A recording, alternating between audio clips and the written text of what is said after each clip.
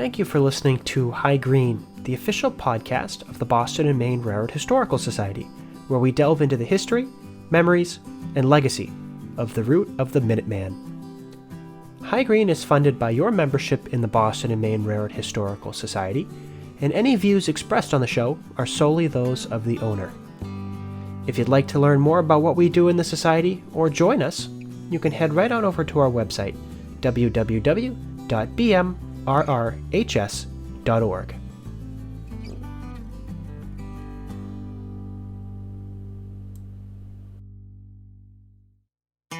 Perhaps this story hasn't been told in B&M circles, but it's a B&M story and it's a good one. Oh my God, he says, I don't think I ever saw a train down here before. He was amused.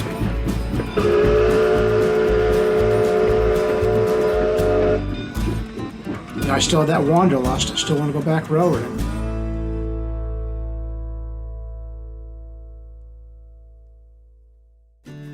Welcome back to High Green, the official podcast of the Boston and Maine Railroad Historical Society. My name is Rick Kafori, and before we jump back into some more tales of the Boston and Maine, just a little update for you here on what the Society has been up to lately.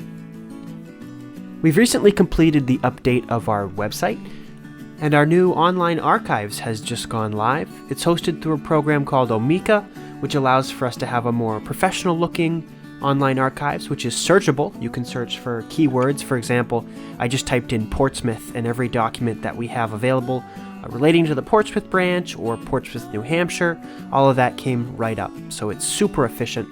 Plenty of ways to be organized and find what you're looking for in the online archives. We've also been doing quite a bit of work on our YouTube channel. We launched a new online series called Minuteman Steam, which is based off of the book Minuteman Steam. This series is going to cover all of the types of Boston and Maine steam locomotives. Our first episode on moguls premiered a few weeks ago, and we're putting the finishing touches on episode 2, which is going to focus on the 280 consolidations. We had 2 new episodes of Minuteman Tales premiere recently covering Lowell, Massachusetts and Franklin, New Hampshire, so definitely check those out if you get the chance. We've also been publishing a number of miscellaneous videos which were taken by Russell Monroe on VHS tape in the 1980s and 1990s, and we've been posting those on the YouTube channel, so there's lots of content to explore if you're interested in watching some videos. We are going to be uploading some of our DVD titles that we sell onto YouTube. You're going to be able to purchase those or rent them on YouTube. So some of the DVDs that we've offered in the past will be available on YouTube as well. Just a couple of event reminders here as well. Our January meeting is coming up on January 14th. That's a Saturday, starting at 3 o'clock p.m. at Rogers Hall in Lowell, Massachusetts. The presentation this time is going to be the photos of the late Tom Nelligan. Tom passed away last year, but was well known for posting a lot of his photos on the internet. He took photos in the 1960s, 1970s, and 80s in places like Boston, the Connecticut River Valley, all around Massachusetts and New Hampshire. Really great 1970s and 80s Boston and Maine images. We're going to be showing some of those off that have been donated to the Society recently. Of course, we're going to be attending the big Amherst Railway Society Railroad Show in West Springfield, Massachusetts this year. It's one of the biggest railroad shows in the country. You don't want to miss it. It's going to be the weekend of January 28th and 29th. We're going to have our usual booth at the show, so be sure to stop by and check us out. We're going to have lots of merchandise available, books, clothing, DVDs, society publications. We're also going to be there as well, so if you want to come by and meet the crew of Minuteman Tales or High Green, we'd love to chat with you for a little bit. Today's episode of High Green, we're going to continue on with the cassette tapes which were loaned to us by Jim Dufour. Last time we heard Walter Dunn recounting his memories of working for the Boston and Maine. Today we're going to hear Laddy Russell, a Fitzwilliam, New Hampshire resident who worked for the Boston and Maine Railroad from about 1955 until 1987. And he talks about the Cheshire Branch, what it was like working for the Boston and Maine during that time period, some colorful memories and stories. I think you're going to enjoy this one as well. So without further ado, Laddy Russell from September 10th, 2005.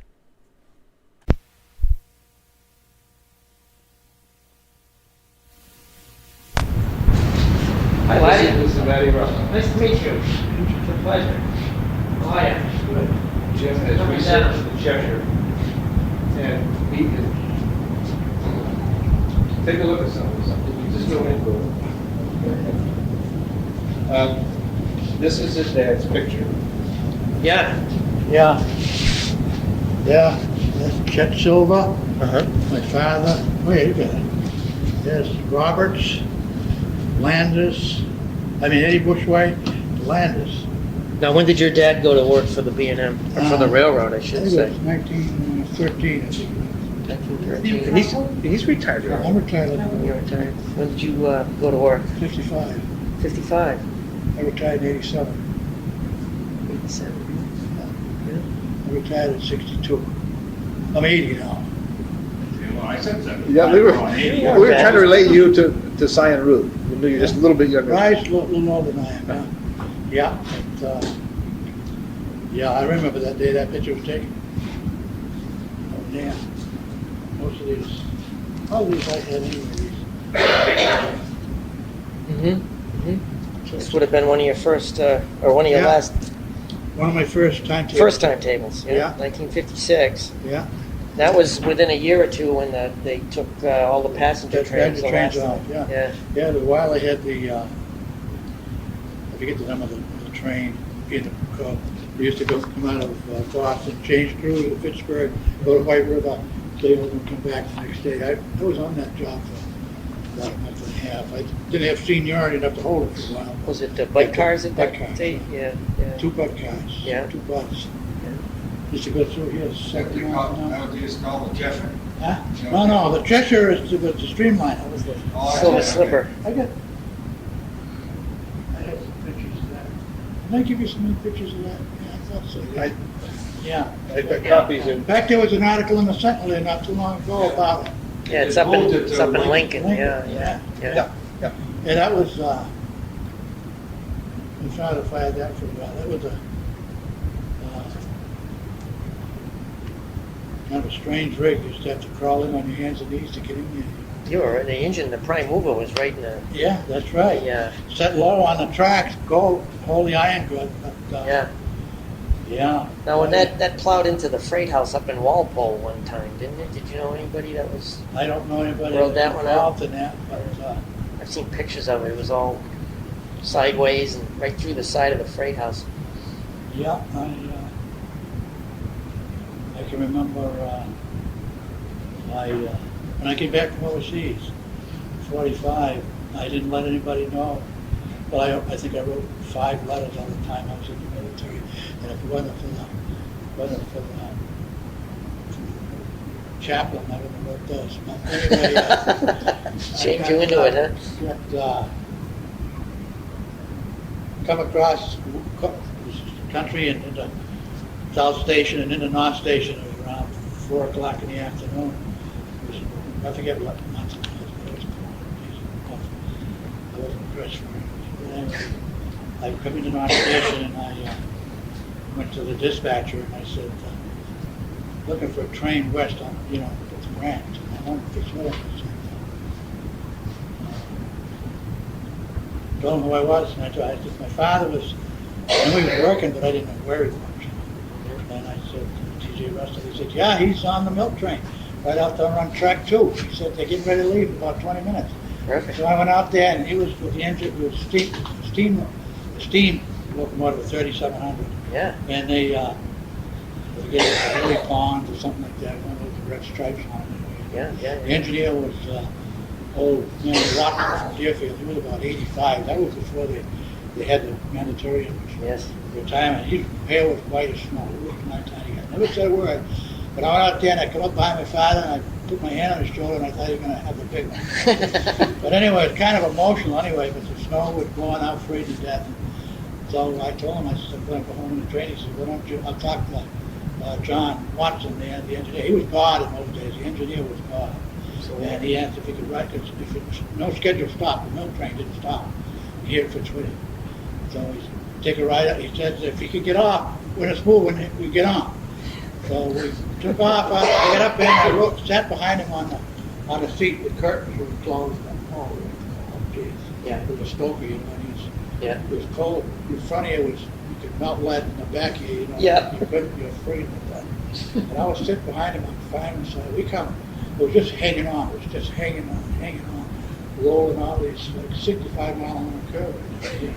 You know, come out of that bridge, whoosh, out of the bridge and everything. 65 miles an hour, make a one application stop. He slowed it down to about 4 or 5 miles an hour. And I had a barrett bag. And I got down on the catwalk and I got off. And nobody around, like a ghost town. Nobody here. You know, the store was closed. I said, Jesus, you know.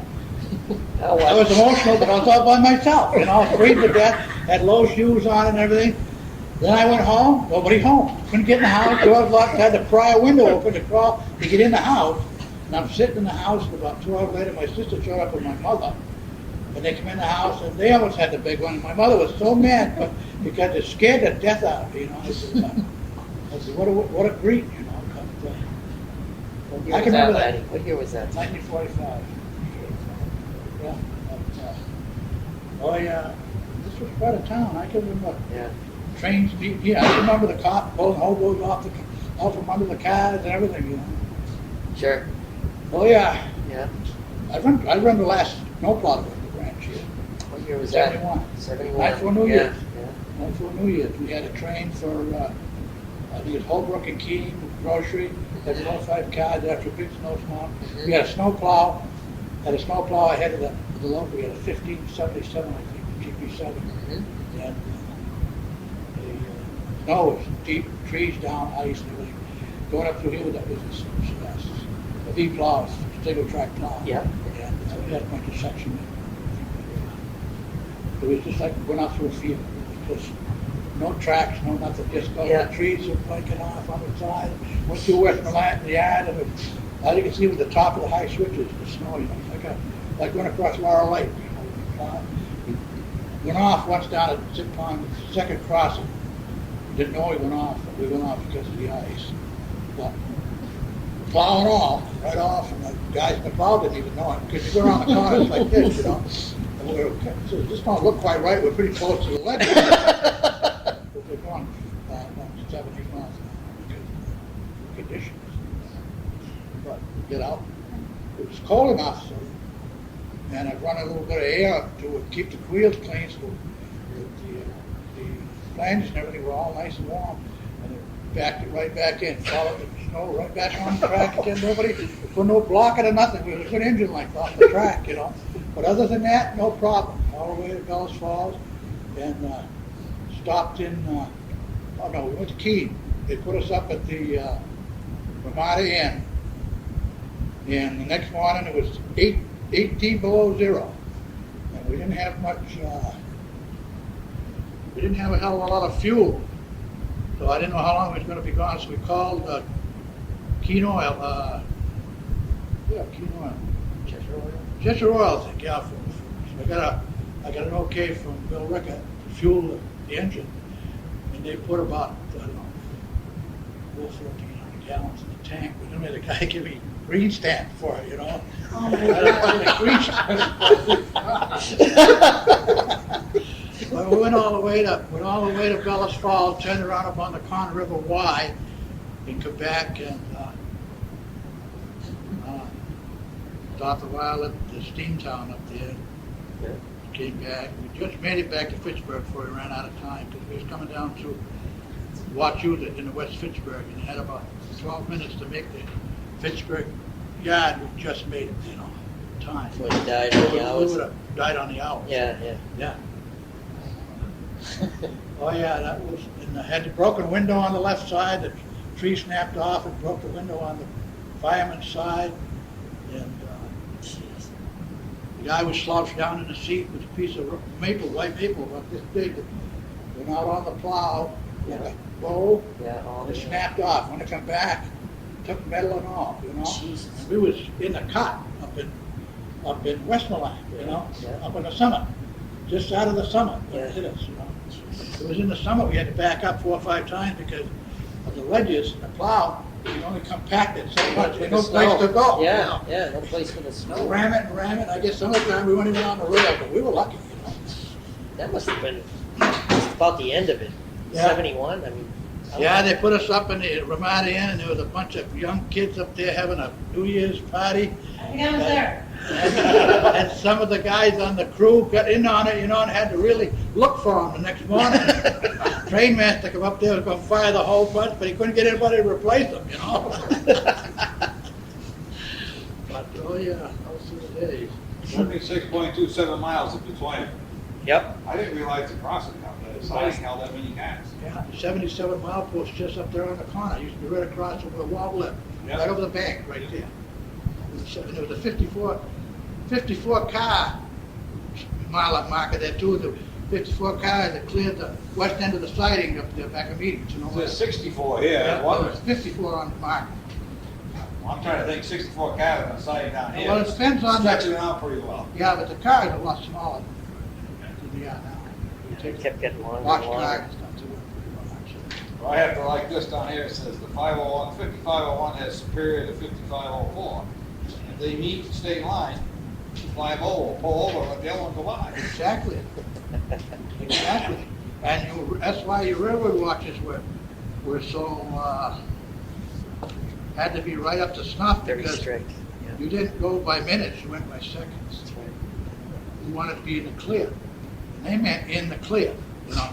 because the other guy figures you're in the clear and he might be passing you on an outgoing point at 60 miles an hour. And if you don't clear, strange things happen, It'll make a mess. Yeah. But, no, I can remember this. This looks like the old town to me. Chicago. I used to walk Graders back have to here. right away, and you want to tee off on the siding when they go by. Most of these came from Ladde.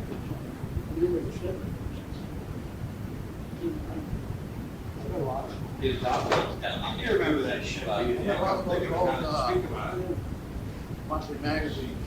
The employee magazine? What? The employee magazine? Monthly magazine.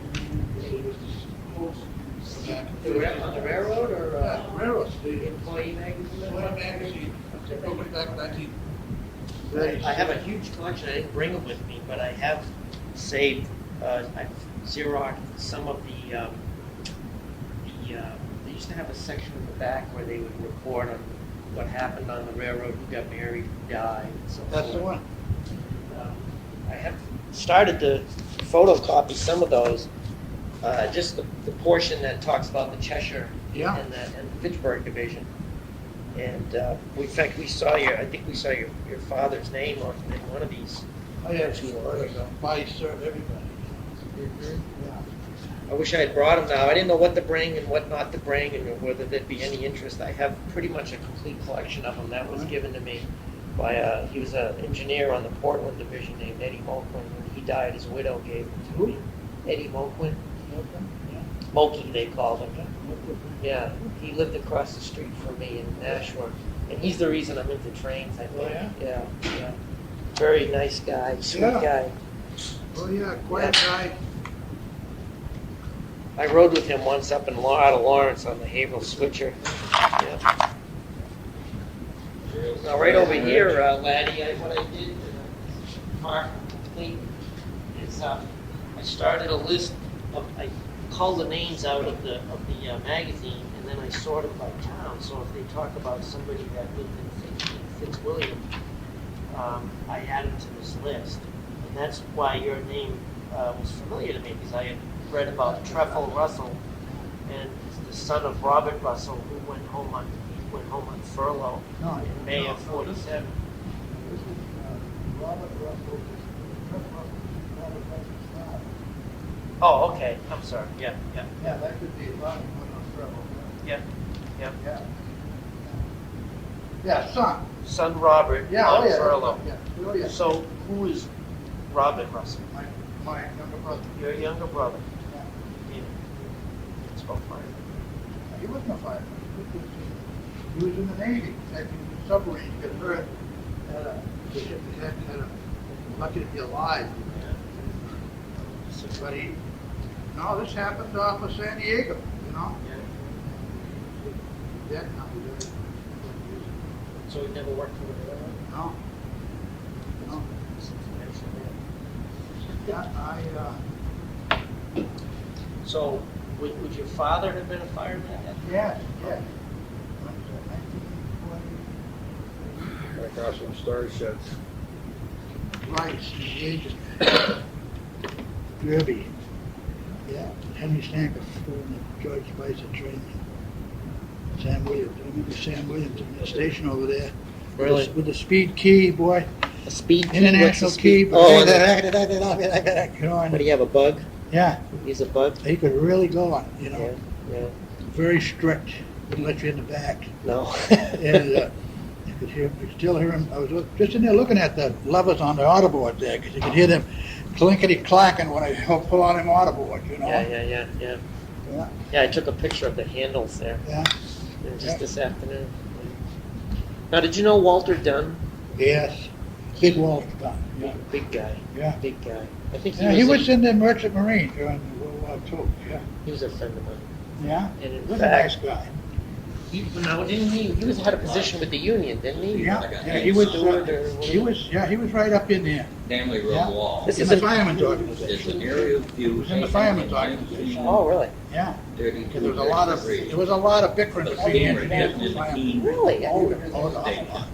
And it I never turned knew into- that. Oh, yeah, there was a lot. The A lot majority of of cuts downtown stuff Keene going on. started picking up. I mean, it was And the reason I can Like place the it mafia. before then was. Really? like the mafia. Oh, The yeah. school was built in Oh, yeah. 34, and this is before that. This is, I interviewed Walter just before he died. And, he talked a lot about running out of Rutland, which is another favorite railroad of mine. But I got him to talk a little bit about running the milk train on the Cheshire Branch. So if you'd like to have a copy of that, I'd be tickled if you took it. And those are his words of what it was like to run the milk train on the Cheshire Branch. It's only 2 pages, but Oh, yeah, I'll take it. Sure. I remember, I can remember the milk train going through here. You hear it coming. Yep. Good to see you, Mike. Going all across. I hope we do it again. Yes. I'll bring some models next time. I have models of a lot of B&M stuff that ran by here. Yeah. I could set them up.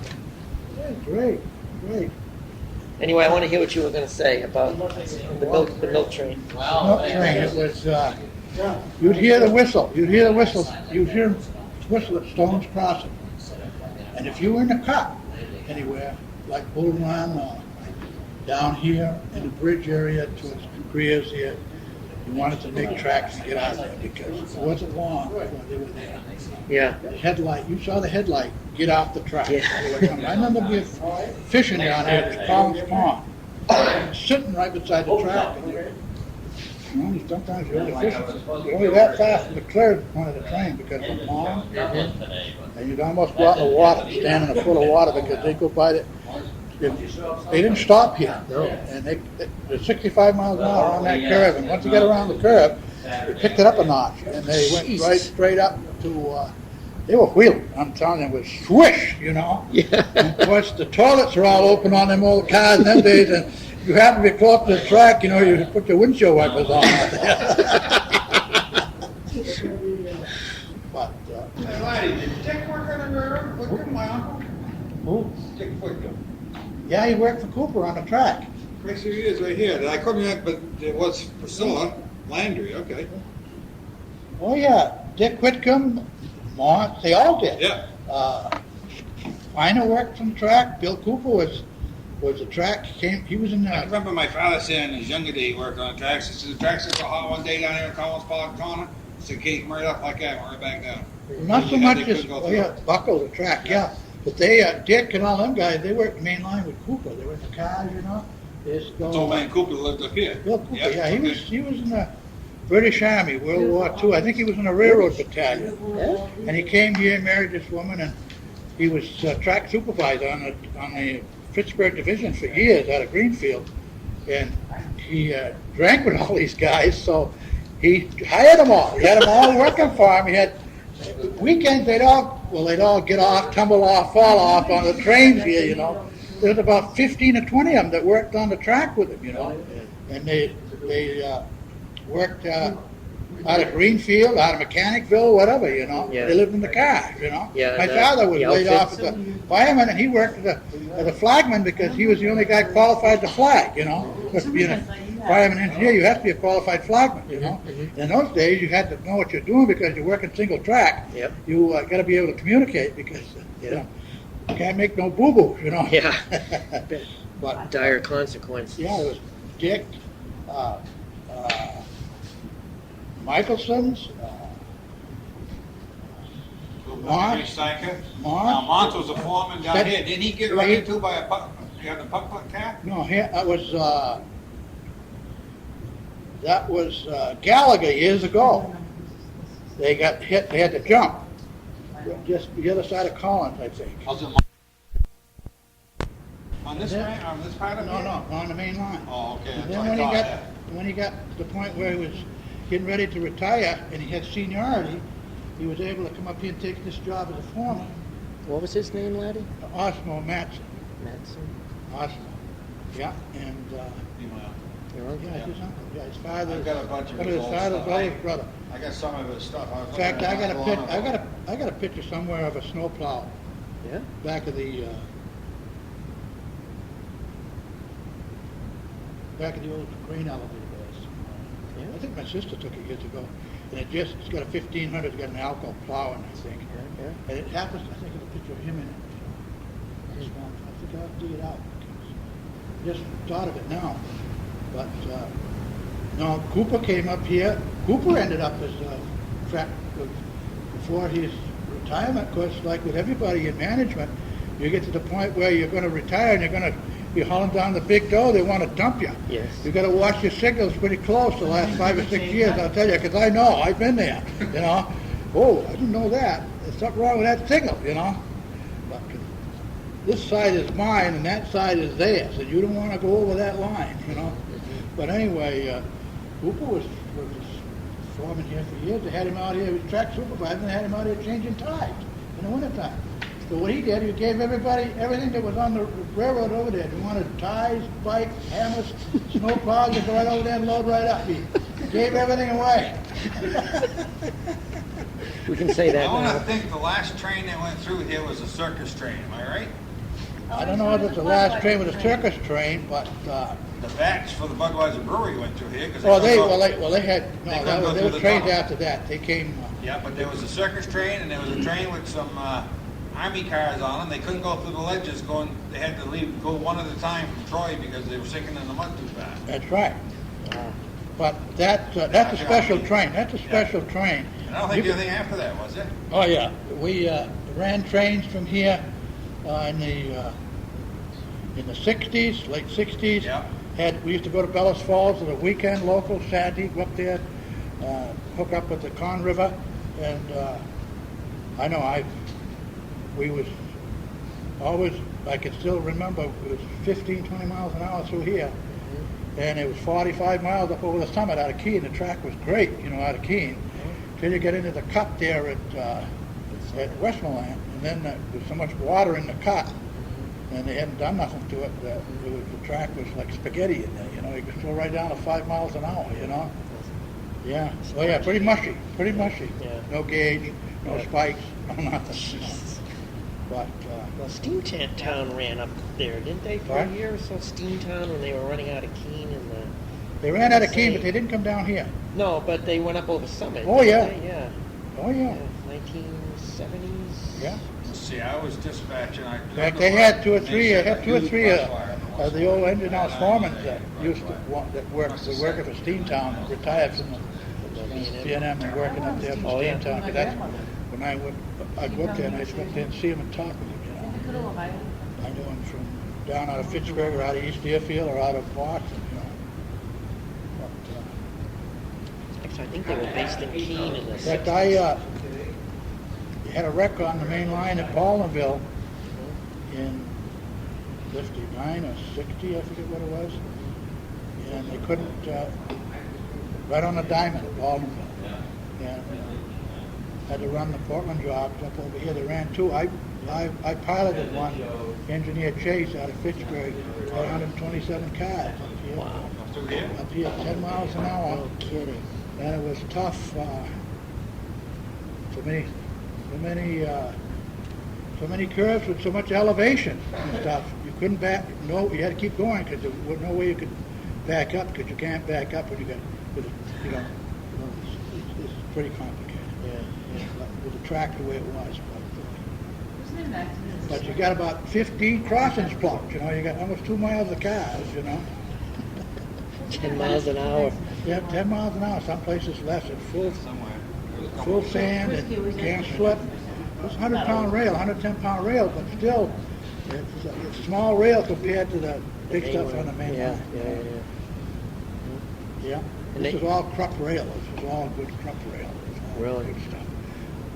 They kept this I don't as know where a... that went, you know.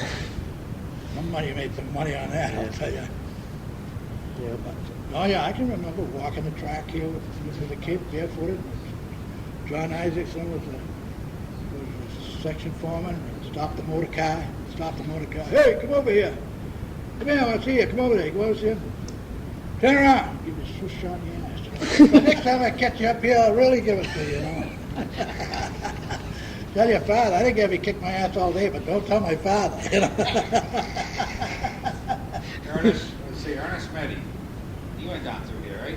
Am I right? Well, maybe it was your father. Yeah, my father owned that local with that 1500, the black. Maybe it was your father, because I come down here with Freddie Wilkins would get the mail. I wasn't very old, and out the window would come a piece of that wiping rag or a hunk of coal, and he'd try to hit me every time he goes out through here.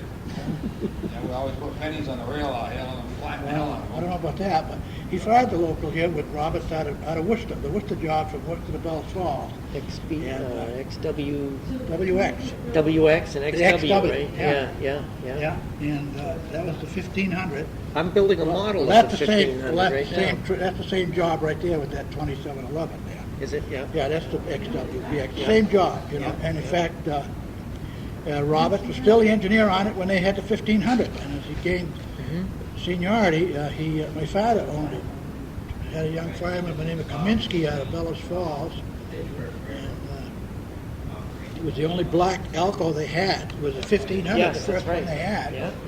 And my father used to, every moment he had somewhere, they'd go to dinner, they'd pull off somewhere, he was always polishing it. I used to say, Dad, what the hell are you polishing that thing for, you know? Oh, well, of course, from the steam days, you know, everything right. black. Yeah. If you Always catch wiping me it down. polishing a locomotive, kick my ass, you know? But, no, So you ran diesel through here? oh yeah. Oh, I know you mentioned getting fuel. I didn't realize.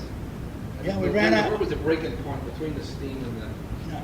Well, it's the 40, 45, 44. I don't know. I know they still had a lot of steam in 50s. In 55, I fired a steam engine out of Boston to Clinton over the bridge Sure, there. yeah. That was the last passenger train they had, and I said, Yes. this ain't for me, you know. May of You 56. come out of that tunnel, hanging, all of a sudden there you Over are. the on a- trestle. Yeah, over the trestle. Yeah. Hanging on, you know, you're not used to that stuff, you know. That thing was up there. Yeah. Way Oh, yeah. up there. Yeah, don't. Right in front of the dam. Yeah, first step's a bitch. You know? Oh yeah, then they got rid of them, but they hurt my. Billy Davis fired that too. Yeah, Billy Davis. How'd you get all the way into Boston to work a job in Boston? Seniority. But you lived here and worked out Yeah. of Boston? How did Yeah. you just You got it. deadhead down? Deadhead. Yeah. Did you get a room Deadhead. down there and work out of Boston Yeah. while the work And they was had there? rooms at the engine house too. You Oh, they could stay did? At the engine house too. Yeah, same way in Fitchburg. Had rooms in Day Street in Fitchburg. Uh-huh. About 35 bar rooms down there. Somehow bar rooms always seem to be around where the railroaders were Well, they staying found, for some reason. even like Troy, New York and everything, you know. I've heard Walter Dunn talk about Troy. Yeah. Biggest cockroaches he ever saw, he said at the Y. Nothing or ever in the shuts down. bunkhouse. Nothing ever shut down over there. You slept in an old passenger car. That's you know? right, yeah. Yeah. And it was an old one too, you know. Gee. Yeah. Oh yeah. Oh yeah. That was quite a town. Nothing shut down. It's almost like Bourbon Street, New Orleans. Laddy, who was the one-armed guy that used to be, that was in the house in Keene? He stopped the traffic. Seminole. He used to stop the traffic, and he'd go out there, he'd clean up between the rails, and get the dirt off the gas. Oh, I don't know. I don't know about that. He was the same guy, I remember. Well, him being the one-armed guy was Seminole, was the agent, you know. He was in Keene. He was here a while. In fact, Sam was here, and Sam was at State Line, and Charlie was his brother, you know. He was a little bit loose under the shingles, but he used to take he used to have the baggage cars pull the wagons around and unload and everything, you know, like when South Pond came in the summer and everything. The trains only have so much time to stop, and you had to have them all spotted right where you wanted them, and stack them up, and guys would be really throwing baggage, you know. Then when the conductor gave the engineer the go-ahead to go, you better be out of the car because it's where you're going. That reminds me of a time. Funny how that reminds me. Coming home, another time coming home from furlough, and come out of Boston. Well, there was 5 of us. There's 3 guys going to up in Vermont, Marines. We come out of the South, and we got in the baggage car. We had some booze, and we were playing cards in the baggage car. We had a stuff. We come out of our station, and the baggage master was a nice guy. He was kind of a quiet guy, but by the time we got to Fitzwilliam, he was really noisy, you know. But anyway, we were playing cards, and I know that we're going to meet here at Fitzwilliam. So we got down to the east switch down there, because I didn't know. I'm in a baggage car. I'm doing well. We're playing cards on the big locker box and everything. The train stopped. It was dark. Snow was up this deep. And I know we're coming into Fitzwilliam. I got plenty of time. So anyway, we get in, stop the train, and the guy hollers, comes to the car, and of course the guy got the switch, pulling in on the switch. He started right in on the siding, and this is right down the middle of Collins Pond, you know. And he says, next stop, Troy, you know, Keene. Well, I figured they were leaving Fitzwilliam, so I grabbed my barracks bag, and slid the door open on the baggage car, and all I had on was light shoes. I jumped out of the car because I thought it was here. Jumped in the snow this deep, right between the track and Collins Pond. And I couldn't move because the train was pulling out, you know. So I sat down there, here I am, you know. I walked up here. I'm glad there was nobody here to see me. Jesus. Of course, I wouldn't have froze to death that day, but I was in pretty good shape. That was another one of those. I wasn't railroading then. No, I got a lot of memories of the track here. Ernest Betty Jr. was an engineer too, right? Yeah. In fact, he left a message on my machine this morning. I tried to get a hold of him. I was going to tell him about this, but I called back and I couldn't. Still in Hinsdale? He's over there by the almost crossing the old drive-in. Yep. Yeah. The yellow house that's off. Reed? Yeah, because I had told him about Who? this. David Reed. Yeah, the doctor. Yeah, his father was David Reed, the old man. He was superintendent motive power. There was a real go-getter. He reminds me a lot of George W. Bush. Only he had a little bit more of an attitude, you know. But he was a little guy, but he didn't repeat himself, you know. I have him listed here, Laddie. General Superintendent Motive Power, B&M, has a summer home on Royalston Road in Fitzwilliam. Yeah, that's Tree Farm up there. And then he retired to His son is Fitzwilliam. up there, got it now, I guess. He retired to Fitzwilliam in 51. 51, and then his daughter is Mrs. Hugh Shane Jr. Yeah, that was. Now, did Daley Whipple sought mail on the train No, going to White River? He was a baggage. He was an agent. He carried a firearm. He was a baggage master. Government job. Just like Von Derby. And the lady is, Daley used to run mail on the bus that went from, what, Bells Falls to White River or something? I think so, yeah. Something like They that. I remember talking about it. discontinued the trip, yeah. Yep. Oh, yeah, Daley. I remember Daley when he was working. I remember, what's his name here, when he was Agent Derby. In fact, I got a couple of dogs, a couple of cat dogs I bought out in Michigan that they shipped in cages. He was working out of Troy then. Yeah. Had an agent up there because he comes to me and he says, "You got to come up and get these cages. These dogs have been in them cages for about a week, you know." Getting kind of mushy, you know. Troy, New Hampshire. Yeah. Yeah. The other guy had a lot of pictures and stuff. I don't know what happened. Where did he get all that stuff? Yeah. He was always going to give them to me or give me somebody. I had to go talk to him, and then all of a sudden he went, get to the point where I'd probably come into it too, you know. You know everything today, but tomorrow you don't even know who you are, you know. That's it, yeah. Yeah. That's before he went into the TV business, right? Yeah. Yeah. I had to go up and talk with him. I He can loved remember, to talk, backing, I he loved to remember him talk. backing up the truck here, on back here, picking up REA, man. Oh, is that what he was? Was he Railway I can Express? remember the cattle pens down here and everything, you know. No kidding. Oh, yeah. Yeah? Yeah. I don't remember the water tank, but I remember the cattle pens. In fact, upstairs over that station, there was a rubber, nice row upstairs, and there was a baseball bat up there. Oh, It funny. was an old-fashioned, old bat, beautiful bat. And it had somebody's name on it. But he was a kid. And I can remember me and Spike Fabian trying to sneak it out, and Sam Williams caught us. And we were going to go to reform school, that's the way he said. So we brought it right back up and never touched it again. But we didn't have no bat, but I can remember it was kind of a bottle bat, you know. Yeah. Nice.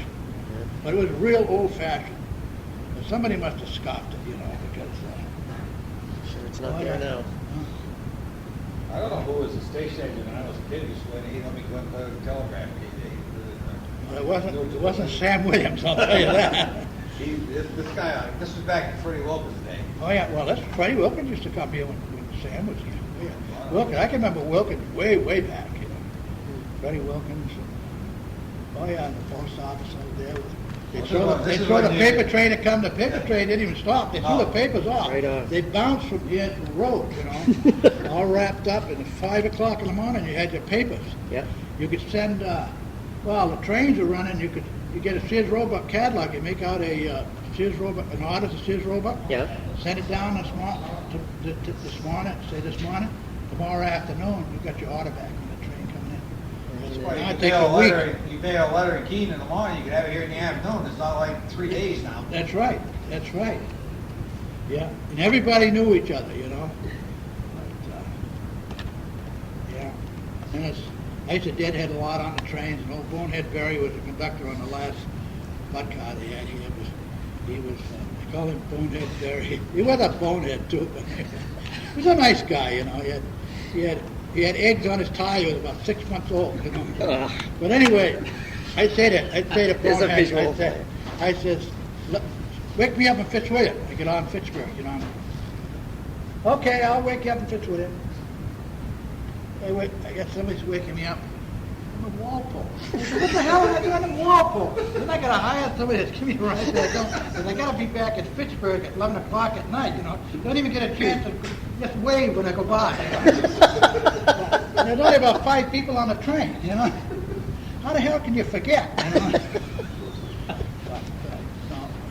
Well, I can remember on Saturday mornings, take the train, go to Keene, the movies. And the conductor used to get mad on a son of a bitch ass, but he didn't want to sell us tickets. They would put him out of the way. Yeah. He said, why did you guys buy tickets Friday from the station? Oh, we didn't have time. Well, I think you could go to Keene for, what, 50 cents, I guess, and back. Oh, yeah. He'd get mad and hell on the train. Making him Because he had to sell us a ticket. Oh, yeah. Oh, nasty. I didn't know who it was. Oh, there's a lot of them old timers. Oh, they were bad. I used to get even with them. I could go away.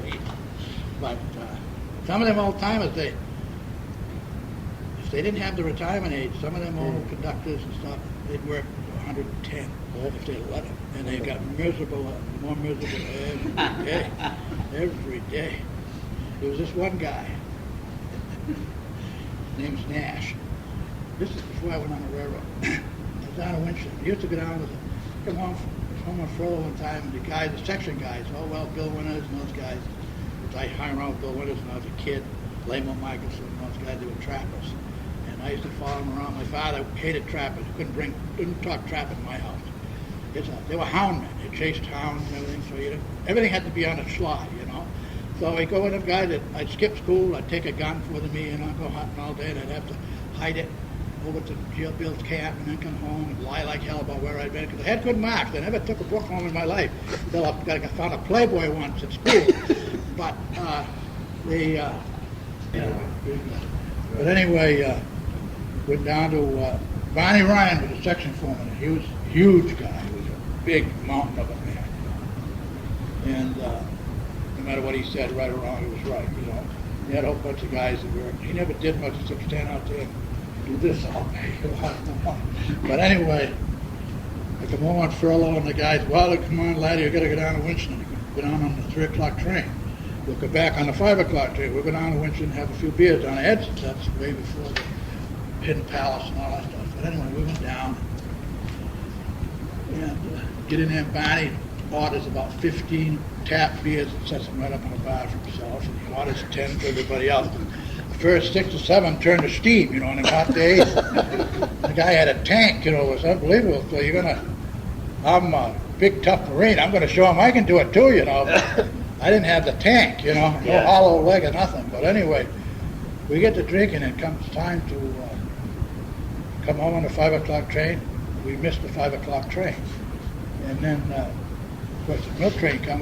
Then there's a late train from Edson, Welch's Cafe, and I can always remember. The conductor used to get off the train at the crossing, come run over to Edson's Cafe and holler, make train for State Line, Fitzwilliam, Troy, you know, Walpole, Westmoreland, everything, you know. Yeah. That was a regular thing right in the bar room, you know.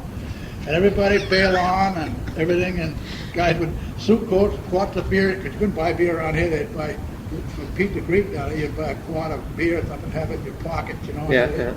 But anyway, we're riding in a smoker car. And we're on the way home, and this guy, Leonard Meddy, Peanut Meddy they called him, his father worked on the railroad too. But anyway, him and Sago Brandt, this guy was, he worked on the railroad, he worked in the woods most of the time. But anyway, always arguing. They were friends for years, but they always fighting and arguing. Anyway, got in a battle in the smoking car.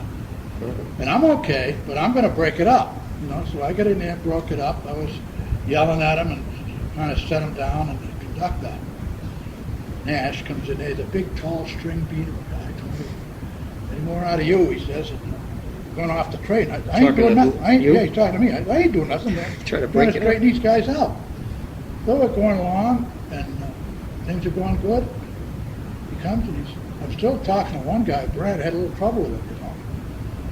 First thing I know, the train goes in emergency. We stop, back in the back, just back in the smoker. You, get off. Open the gate, trap, it's right down by Sept crossing, you know. And there's curves down there, as it turned out. Kicked me off the train. This was in the wintertime. All I had on was loafers, Levi's and stuff like that. I wish you would live the train. But I had loafers and stuff, and the train went off left. I walked home. It took a long time to get home. It was cold. Anyway, this was in the late 40s. I hired out 55, and I was working out of Fitchburg on a spare board. Had an early morning passenger train in the wintertime. I forget the name of the train. I forget the number of the train, but I remember the engineer's name was Johnny McBride. He was an ex-Navy veteran. And he was known to have a tea once in a while too, but anyway, he backed the train off up on the station and hooked up. The car inspector come along, hooked up the steam and everything. Looking at the train, making sure where the seats are all turned and everything. And who shows up as the conductor but this guy. So I said to him, do you remember me? He said, no, I don't remember you. You're just as arrogant as he was then. Yeah. I said, I remember you. You know, so I told Johnny McBride about it. McBride says, we'll fix that. So anyway, we got to Fitchburg. Steam was going good. It was about 6 below zero. We got down the air, full in the air. It was calling for more steam. It was calling for more steam, signal for more steam. It wasn't warm enough in the coaches. And you had a steam generator in the back of the 1500s Mm-hmm. that produced the steam. Mm-hmm. Well, I had it revved up pretty good, but John said, as long as you can see steam coming from the connection, we're stopping. There's plenty of steam back there. He's driving his cold blood roll fish, and he's freezing to death. So anyway, we go down into Lincoln, and he's really calling for steam, really calling for. John says, open it up, let him have some steam. So we let him have some steam. And we were pulling the station, you couldn't see nothing, just steam coming out. He's out there with his handkerchief flagging it. So I kept giving him more steam and more steam. I bet you lost 5 pounds on that trip before he got to Boston. But on the way out that night, he came up to me and he says, hey, enough is enough. He says, I want steam, but he says, I don't want to. Everybody's sweating in the cars. The other one had wanted steam, you got steam. I said, I don't have a gauge back here, you know. I got to either wait till you ask for it or tell me to shut it off, you know. They used to signal you with a little whistle, didn't they? That's right. The cab. Yeah, A little whistle. yeah. Yeah. Well, you must have run freight out here at one time, right? Yeah, I run freight main line for years. Were you down on the main line? On the main line. I run main line for years. What about on the Cheshire? Not the, they didn't have no long freights except for the, Yeah. I run the locals through here. I run the locals to Peterborough. I run the locals to Greenville, over the trestle up there. Did you? Yeah. Oh, yeah. And there's another high bridge. Yes. Yeah. You're standing at, you're in the locomotive, you look out the side, you don't see nothing. Yeah. The engine sticks out over the ties. Yeah. It's just like you're in a helicopter. You know? Yeah. I work with engineers that stick their head under the window, they wouldn't look out. Couldn't- I'd have to run the train over the bridge. Yeah. Yeah, and I'd say, hey, look at that, look at that down there. Yeah, you could feel it wiggling, you know. Yeah. You switch the bottle shop on the Greenville side, come out onto the bridge, when you stop, you can feel it moving, you know. Yeah. And there was one local went up there one day, and the caboose went on the ground right in the middle of the trestle. Get out. The guy didn't even know it, you know. Jesus. Got out and looked, and it had a wheel off. But they got it back on with the shoe, you know. Good thing they had a guardrail. Yeah. Was there a lot of business on the Cheshire at that time, Laddie, or were most of the businesses with It sidings? seemed like a lot of business. They, the local. My father had the local later on, and there was a lot of times they'd go up through here, highballing to Falls with 40 cars, you know, 40 empties or whatever. Work all the way down, and sometimes they're from Worcester, you know. Yep. Yeah. Now they come up through Gardner, Yeah. right? Not Air. Yeah, Gardner. Gardner. Yeah. Yeah. Yeah. Working all the All the local stuff. team tracks. Was there any LCL at that time going on? No. No. It was all just sidings, industry sidings. Yeah. It's Was 40 an average trip? no, that would be like on a weekend, you pick up empties and stuff.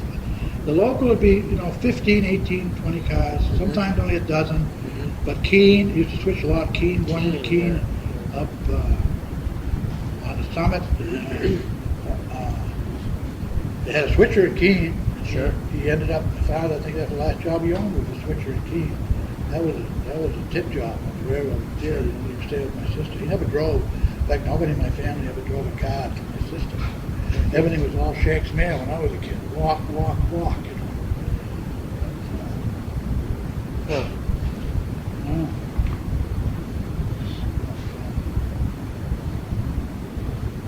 Oh. A lot of memories. Yeah. Great memories.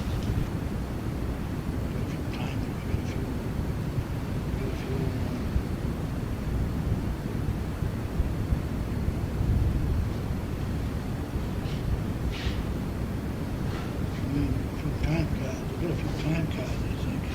This one's before your time. I brought a few. I have a pretty good I got sized some collection of them. I got old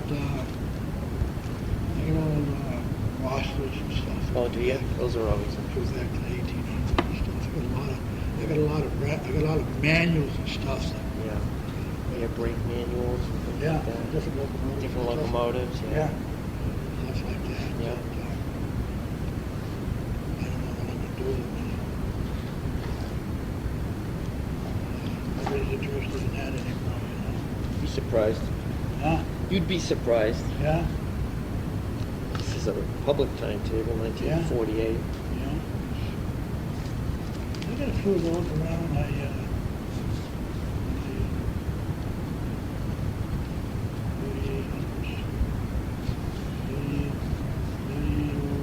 You ran up here, right? Nice. Yeah. Nice. E7s. High ride way up on the top. At the top was they had a headlight on them was about as bright as a white bead in a black cat's ass. You couldn't see nothing. You know, you go around a corner, it's in the dark, Yep. you know. Oh, it's like well, you know the way these lights are kind of of an amber color now, like headlights and stuff, you know, like street lights. Well, that's the way they were. Yeah. They didn't shine. It was a large cone, but you didn't really have the spotlight out there that you have with the Yeah. with the new locomotive. They were actually an array of bulbs with That's right. with a reflector. Almost like the jumper cable, only they were bulbs, you know. Yeah. Later on, they put the steel beams. They Yeah. retrofitted them with steel beams that threw it pretty good. But they rode up high. Jesus, Yeah. really high up off the ground. Nice brake system, nice. Yeah. Yeah, It's steam they generators. run nice, you know. Yeah. Yeah. Yeah. They had 2 prime movers in them, didn't they? What? 2 prime movers. Yeah, I mean, even if one prime mover died on you, you still had another one. yeah, yeah. They, it was all right when they stayed out of the engine room. You're back in the engine room. Yeah. You put your earplugs in. Yeah. Yeah. Because you had to walk sideways. And you go out there looking like a surgeon. You come out of there looking like that. It was you've been sleeping in a boxcar. You know? Yeah. Yeah. Going around the corners at the firemen, you're out there with a lot of safety features. You get ground relays and over speeds and everything else. Right. And you're hanging on to the side of the locomotive, and there's slamming from one side, slamming to the other. Yeah. Yeah. And I could, well, like going to Troy on 160.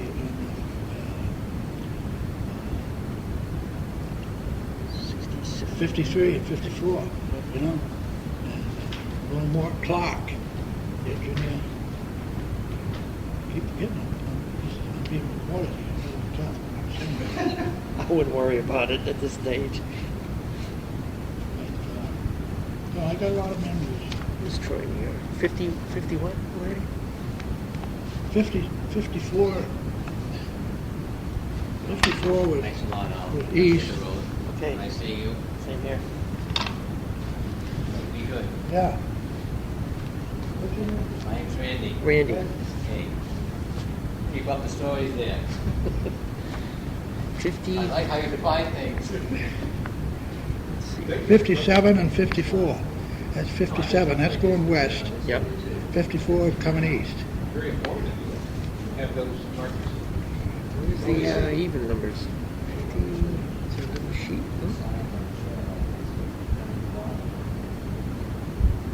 Come back, right? Yeah. Here we go. Troy to Boston. 52, 54. 54. So we get out of Troy at 6. Early in the morning, 6 o'clock. Yep. School kids is right, you know. Uh-huh. Usually had a 3800 on that? Yeah. Yeah. 2. 2. Wow.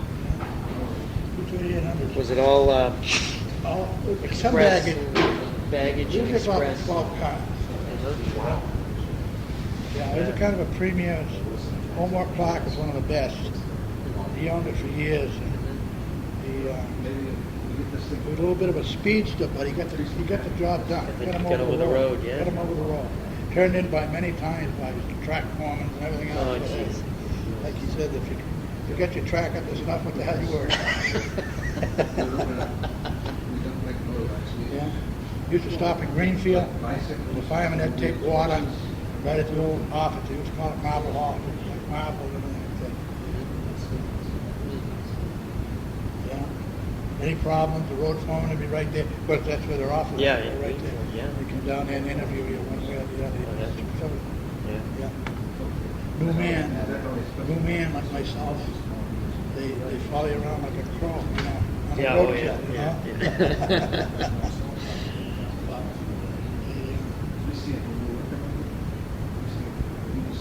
So when you were working that Troy job, were you staying in Boston or were you staying in Troy? Out of Fitchburg.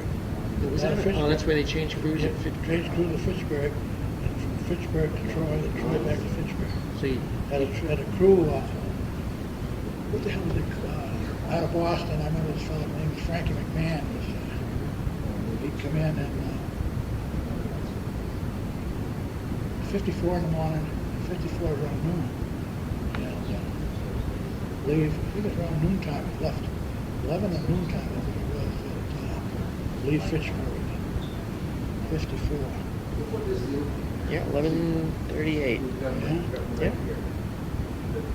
Well, that's a long time ago. Well, that was your life, though. You know, that's what you did. Yeah, I run Maine line. I had students. Towards the end of it, I had a lot of students. Yeah. Breaking in on people. Yeah. I had a couple of women students. Even back then, Really huh? good. Yeah. This is back in What year was this? the 70s. Oh, in the 70s. Yeah. Yeah. They have a lot of women engineers now in the T. Good. Yeah. Really good. You wouldn't think so to start off. It's just like everybody else. You get somebody that doesn't know them, it's easy to teach them. You get these people that they know. I think they know it, everything. You can't teach them Right. nothing. Right.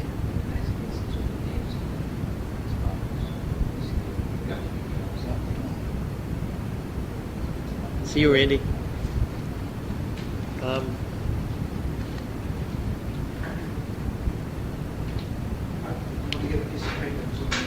So we got pictures. Yeah. Unfortunately, I didn't bring my album of old pictures. I brought mainly stuff that's fairly recent, but I'll know better next time. I have a pretty good collection of older stuff, old B&M trains.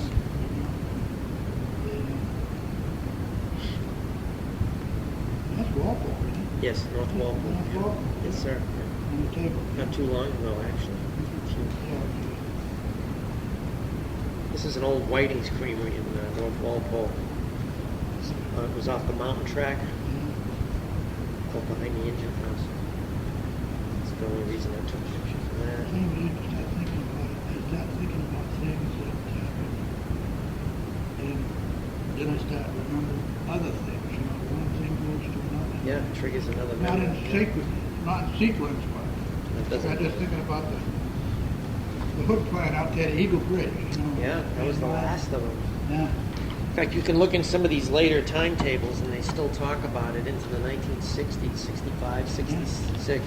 Still Oh, yeah. talking about the Eagle Bridge hood plant. Used to set cars off at Eagle Bridge. Mhm. And in fact, they used to be running freight trains going west.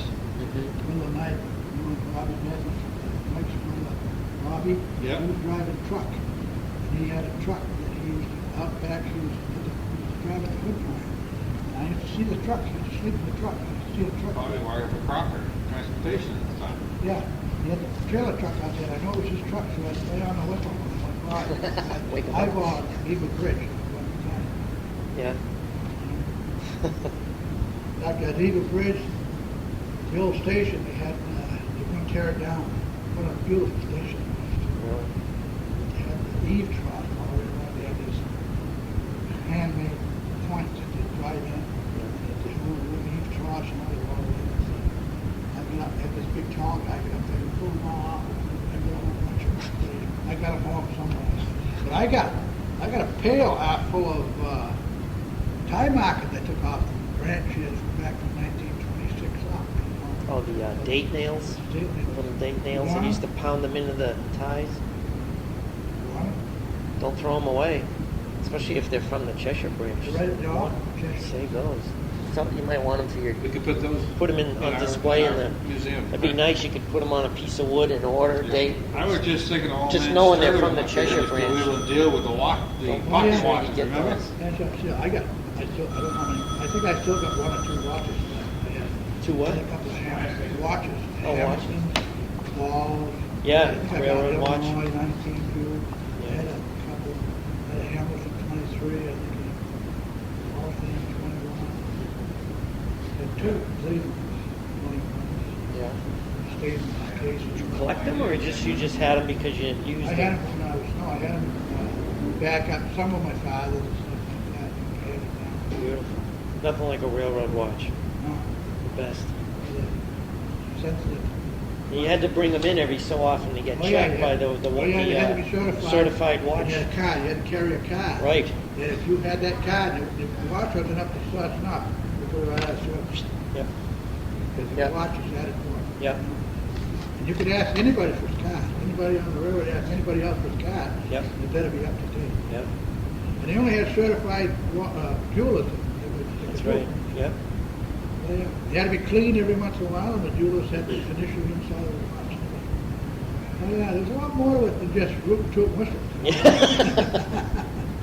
Every station had a clock, right? That's right. And is it true there was a sign that said whether it was a little fast or a little slow from standard time? Exactly. So when you set your watch, you knew. Okay, Exactly. it's time. Yeah. Exactly. Like you said, to the second. Now, I've got clocks that sit themselves. Yeah. But some of the new clocks today, they don't lose no time at all. You know, some of the watch Yeah. watches, we didn't have them then, but. Would you? And it was so sensitive that you used to wear them against your skin, because you take a railroad watch and drop it on a bed, Mm-hmm. and you could damage it. That's how, Really? That's how sensitive you were, you know. I used to wear mine right against my skin. If you hit it, my body would take the shock, you know. Yeah, yeah. Oh, yeah. I'll get names and addresses, and I'll make up a list and make sure everybody gets a copy of it. Like, remember him coming down here, wheeling and dealing with the guys?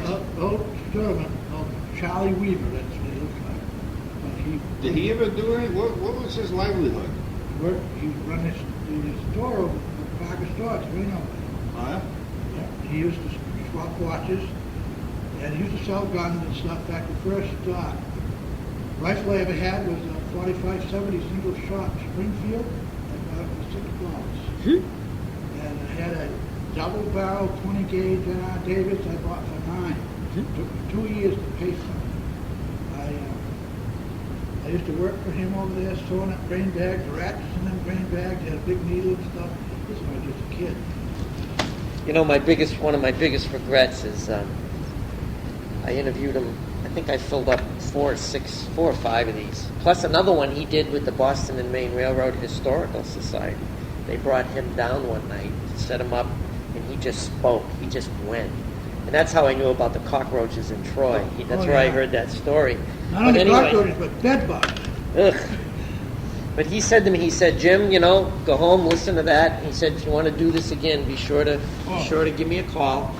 And do you know, I kept putting it off and putting it off and putting it off.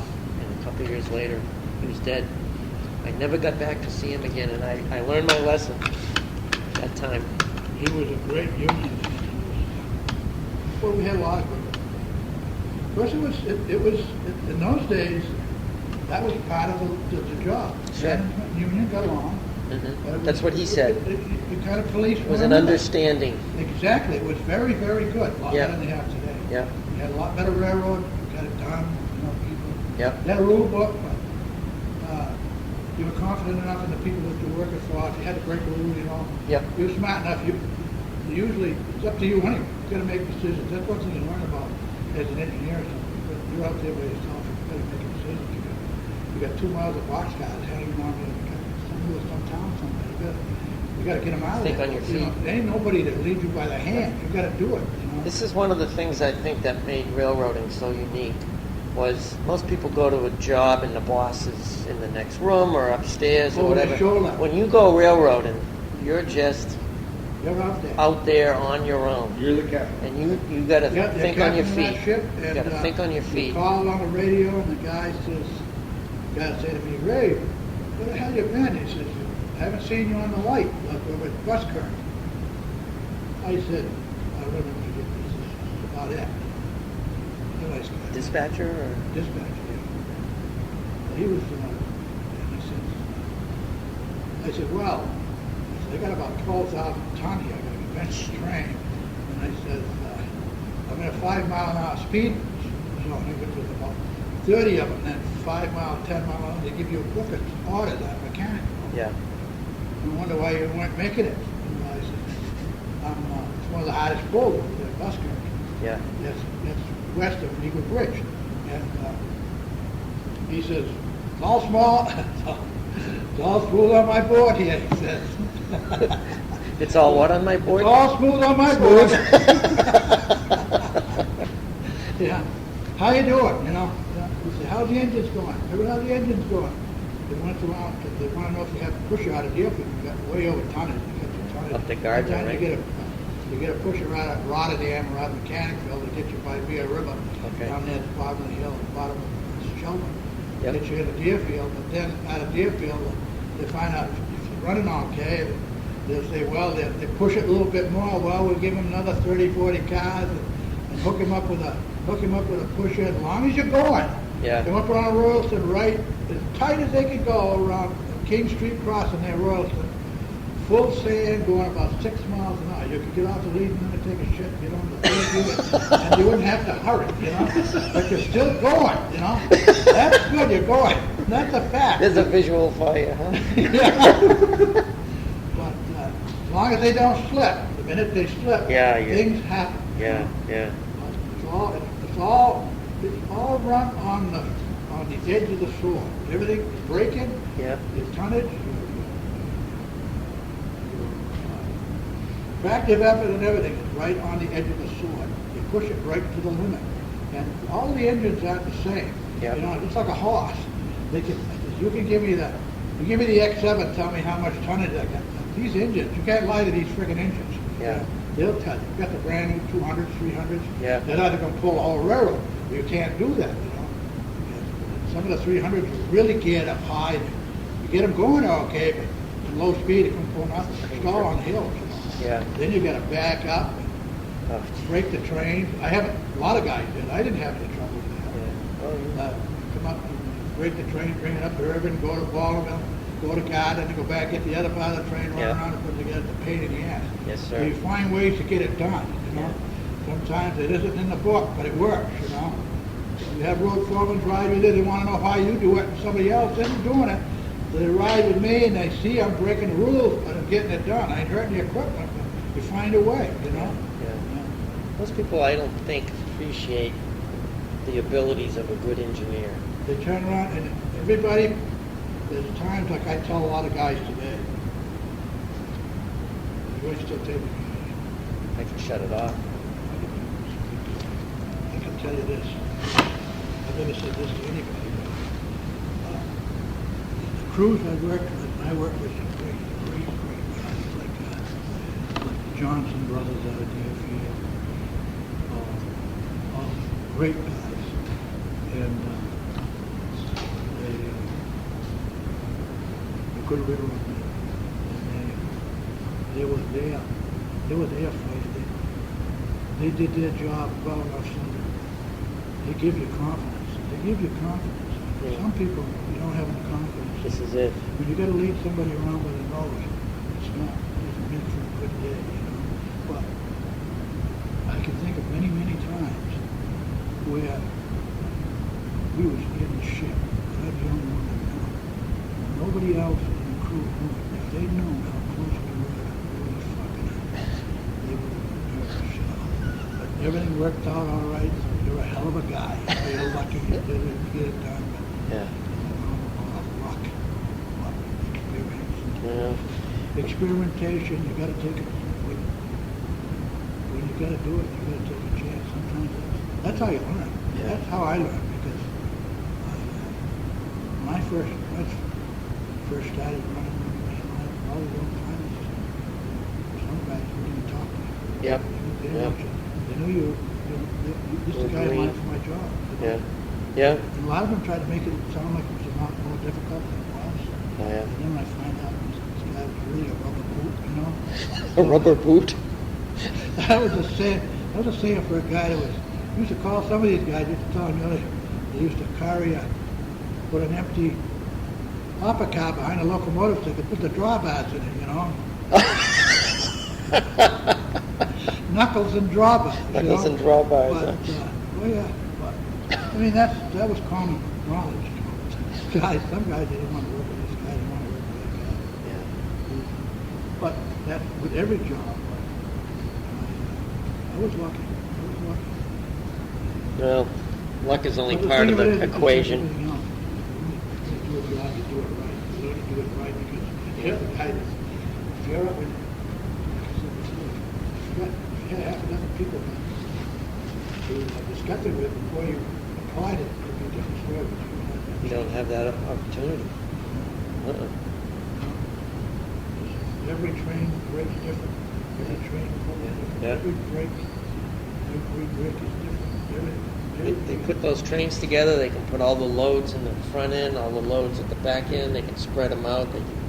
Because you've got loads and empties, Yeah. and I've heard engineers talk Well, about with a loaded freight train on a hill breaks a lot harder than an empty freight train because you get inertia.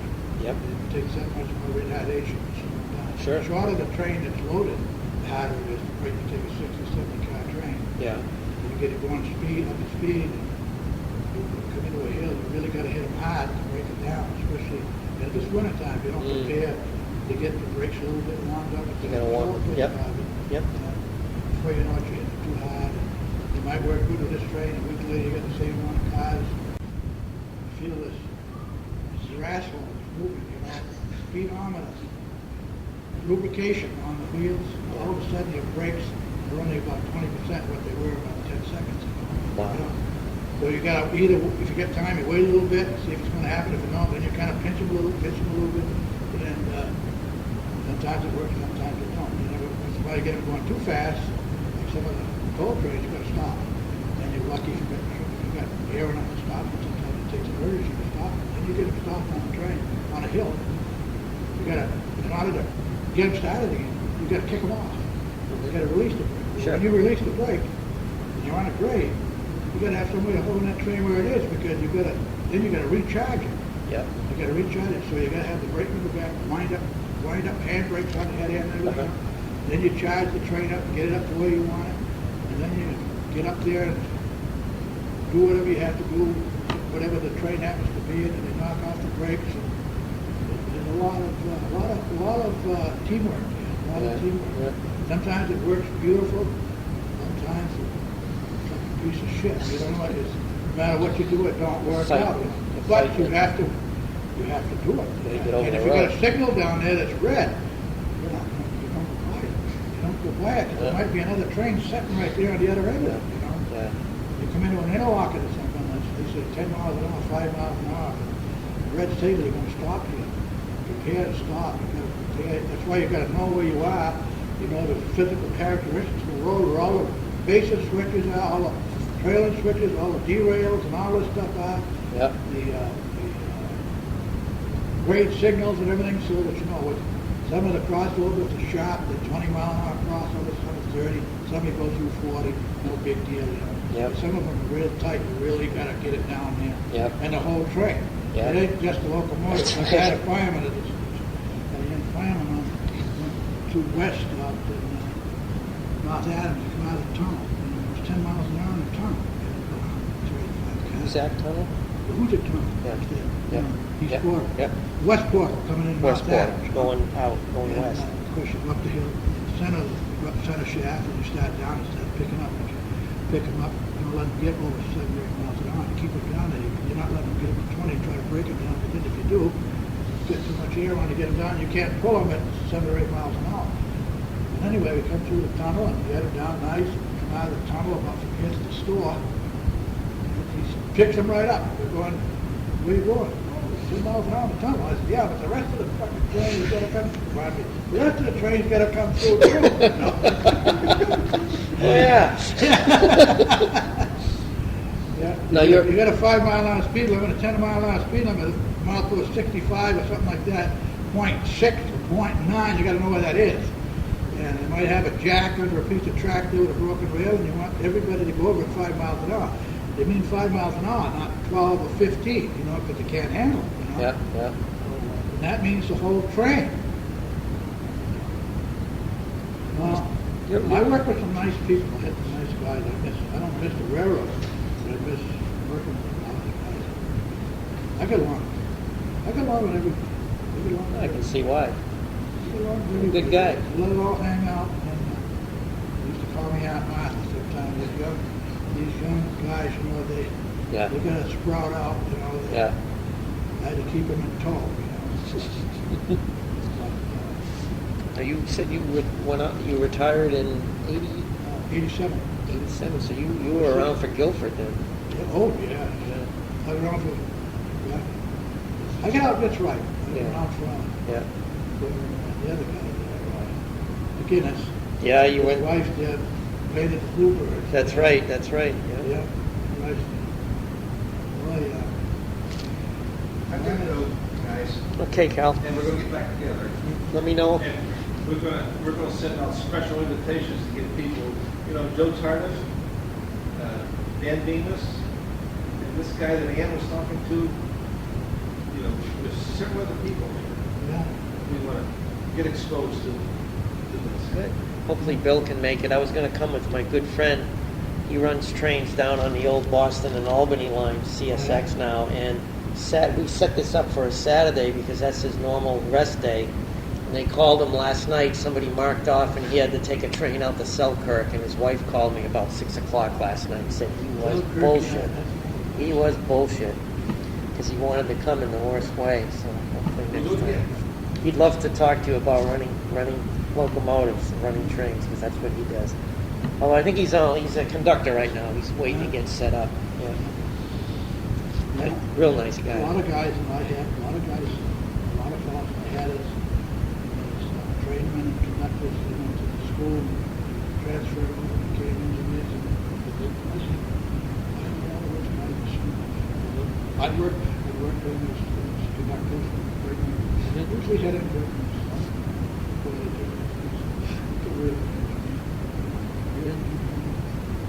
You broke the rules just like that. They got it over the wrong. Well, Laddie, I want to keep you. Good to see you. Excellent. You better edit that. For Yeah, well, we'll yeah. expletive delete it. Is that what they call it? It's either that or put it all in Russian. That wraps up this week's episode of High Green. If you'd like to be on the show, or if you know anybody that has stories or memories of the Boston and Maine Railroad, you could reach out to us. Please send us an email at B&MRRHS@gmail.com, or you can send us a message right on Facebook. Hope you enjoyed tonight's episode, and we're looking forward to having you back for next time.